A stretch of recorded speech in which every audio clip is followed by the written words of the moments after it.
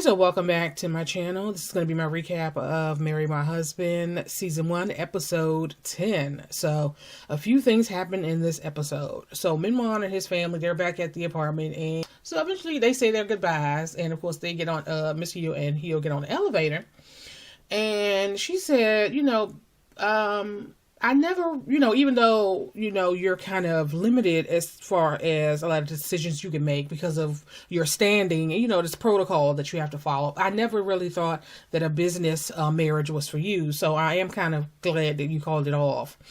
But is there another reason you called it, you called it off? And of course he's treating her like the annoying little sister and just telling her, nothing, he basically told her that nothing was going on and that he thinks. So he basically informs her that she was mistaken, and that she was not the marrying type, right? So, hearing this, Mr. Kim is now out there and he heard, basically feel like Min-hwan was disrespecting Sumi, and he goes in to attack Min-hwan, I guess, to defend Sumi's honor. So now people know who it is. So now only do they know that he cheated on Ji-won, they know who with, and Sumi now it's all over the office. Oh, that's her friend, that's so trifling. How could she do that? Da, da, da. So they're just so Min-hwan is now sitting in HR with Soo-jun, and he's telling him that they could put all these safeguards in place as far as any filters. Anything mentioned in the situation will be deleted from the network and all this. He can put it all in place, but only if Min-hwan accepts a transfer. Fortunately, Sumi wasn't as lucky. She is still a contractor. And not only is she not going to be made a full-time employee, she was actually fired. Sumi is, she's trying like crazy to call, and so the next morning, it's Mr. Kim's turn in the hot seat in HR. And basically he's been told that he's being demoted and that Ms. Yang is now going to be resigned. So we flash to Miss Yang. She's in the supply room just trying to catch her breath, trying to clear her mind. And so June walks in, and of course he asked her what, she was doing. And she just basically said, I just come here sometimes just to think. And he says to her, well, this is a company where you work. This is not a place for you to, hang out and think. And so she told him, well, you're basically telling him that you're the head of HR. So if you need the supplies, you could always send somebody to come and get them. So it seems like you come here too sometimes just to get a break, right? That's when he said, I hate people like you. So he wasn't saying that he hated her. He didn't like the fact that she read him. She see him for who he is, right? And then he said to her, well, you don't look like you're happy about your promotion. And so she said that she asked him if it was the meal kit that, is why she got the promotion. And then she said, well, this, and then he says, you're the losing type. And then she gives back to him the same line that he gave to her about those who think they know everything. Da, da, da, da. So he kind of turned around and smiled at her, and she, left to go back to work. So, Ji-won and Mrs. Yang, they're in the break room, and she's talking about the conversation about how she told him that it was Ji-won's project, talking her up. Hyo comes in and says, I think you need to go to the lobby. Someone is asking, people are asking for you.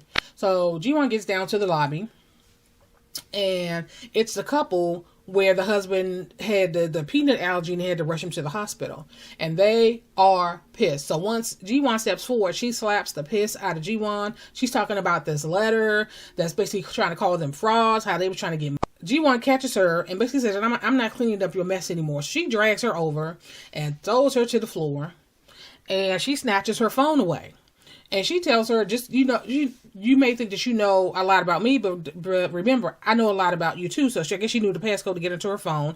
And she pulled up the letter to on where it originated, and she handed the phone to the couple. And of course, now they're looking at each other and looking at her, and the lady is so apologetic for slapping the hell out of Ji-won.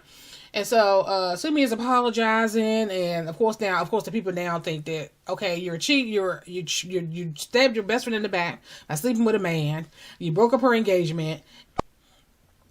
So at the end of this whole apology that she gave to these people, she turns to Ji-won, I guess to get some sympathy, to tell her that she's pregnant.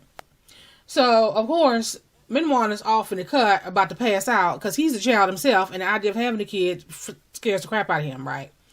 So he then goes out and he gets pissy drunk to the point where he passes out. So he wakes up and he's now tied to a chair.